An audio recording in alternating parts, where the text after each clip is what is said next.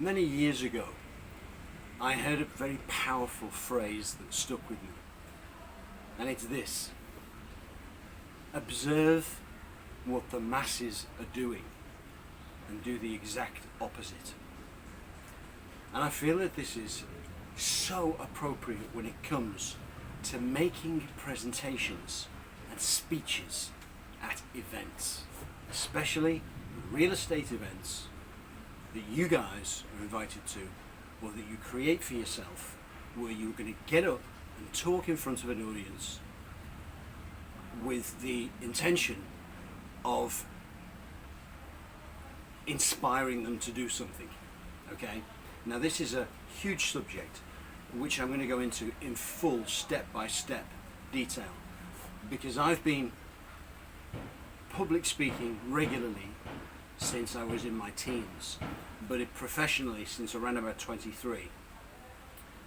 And I learnt all my biggest lessons through making terrible mistakes. Okay? Now, let's just look at this in context of an event. The one message I want to get across in this particular discovery here is never do this when you're speaking at any event unless you want to be just like everybody else and instantly forgotten. So, what is it that everybody, all the speakers at a real estate event, when people are presenting real estate property to an audience of investors, what is it that everybody does? Every presenter does. That's right. They present slides. They present information, detail, lots of detail, and only detail. And that has a certain impact on the audience. It entertains their intellect for a very short space of time. The intellect is incapable of feeling emotions because it is lodged in the left brain and the prefrontal cortex, which is the analyzer, not the emotion center. That is the right brain. So slides with information, detail, data, logic, structure, all of that mildly stimulates the logical brain and keeps it interested in its desire for information. And then the presenter goes on to pour more and more information about every element of the investment possible on top of already established information. It's just a complete information overload. The audience are incapable of creating an emotional response to pure information because the brain does not work that way. Okay? That's simple. Now, surely the objective of any presentation is to cause an impulse in the audience to feel something, to want to take an action quickly and not to miss out. And in order for that effect to happen, they need to have emotions produced. Emotions of fear of loss, desire for gain, pride, self-esteem. Yeah, all the positive and negative emotions that we wish to create in the right order in order to have a conclusion where the audience, the listener, who is our prime target client, is like thinking, I've got to see him, her, I'm not leaving without seeing them. That's the goal, right? The goal is not to give them every single piece of information possible about our investment. That's not the goal. The goal is not to sell our investment from the stage. The goal is to create a feeling, an emotional connection as quick as possible, because once you've got that emotional connection, you can then magnify it. You can then turn up the volume on that. You can then use that to trigger further emotions. So stop using slides with information on. Information, detail, fine granular detail is for one-to-one meetings for buyers who have an appetite for it, and they ask, what is this, what is that, what is the other, and then you provide it. When you get up to talk, You do not do what everybody else does, which is they get up and they kind of awkwardly stand up and right, good morning everybody, and my name's Paul and I'm from Smith's Estate Agents, and I'm bringing you today an investment that I'm really glad to be here, by the way. Thanks to the organisers for inviting me. You know, already people are going to sleep. The speaker is not in his power. He does not know what he's trying to achieve. He is showing lack of confidence. He's not owning the situation. And then he goes on to say, I'm going to share with you some slides, and then at the end of it, if there is a call to action at all, it's usually, any questions? We'll just be over there. Thanks very much. That's it. Absolutely crap, terrible, awful communication, zero selling skills, and every presenter does it. So do not do it. You save some headline information till the end. What you do at the start is you get the organizer or the MC to introduce you, and you tell them how to introduce you. You give them the words to introduce you. If it were me attending an event looking to solve the pain of real estate agents who are struggling with sales, I would speak to the MC, the organizer who introduces the speakers, and I would say, this is how I want you to introduce me. I want you to introduce me as somebody who's been fascinated with communication, with the concept of unlocking hidden potential and helping people to achieve the highest possible potential in their lifetime through changing and transforming the lives of others. That is what I've been fascinated with since I was a child. I've dedicated my career to it, and my life's work is the study of human behaviour, communication, psychology, of what makes us buy, decide, vote, what makes us loyal, what makes us make decisions. That has been my fascination. And my objective today is to share some instantly implementable, simple strategies with the audience that they can use to immediately improve the communication that they are transmitting to their clients, so that they inspire people to buy. That's what I would tell the person who's introducing me. I do not want people to be saying, this is Paul Atherton, he's the UK Sales Coach of the Year, his achievements are this, his achievements are that, because the audience don't care about that, they're not impressed by that. My mum might be impressed by that, but they're not. I want to be introduced in terms of what I care about, what my purpose is, what my values are, what I've dedicated my life to, what cause I stand for, and how I'm going to give them something today that's going to be of huge value to them, and why that is going to satisfy my passion for changing lives. And instantly the audience are going to feel something different. So that's how I'm going to get introduced. And when I get up, I'm not going to repeat anything that the introducer has said. I'm not going to say, oh, hello everybody, and I'm Paul, as he said. No, I'm going to get up and I'm going to start with a story. I'm going to start with a story. And I'm not going to start by saying, I'd like to tell you a story, because that's completely unnecessary. You simply start. Okay? Now, I'm not going into storytelling here, but you start with a story, and what that story does is it conveys to the audience what event happened in your life that caused you to develop a deep connection and passion to helping solve the problems of investors, of real estate agents, of that community, why you're particularly committed to helping them, why you light up when you're able to contribute to changing their businesses and their lives. You tell them the story of how that value, how that purpose came about in you.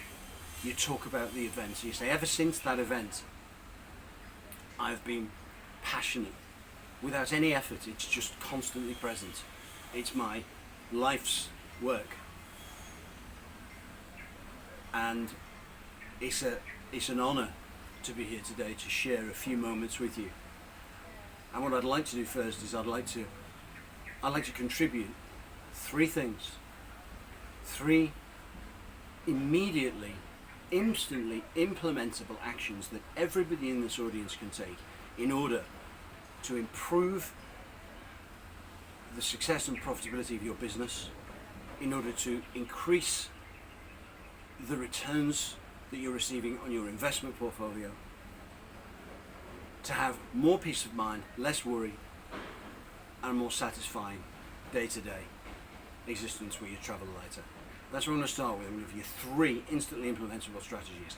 What you then do is you give them three things, simple things, but that will make a difference. You give them those things.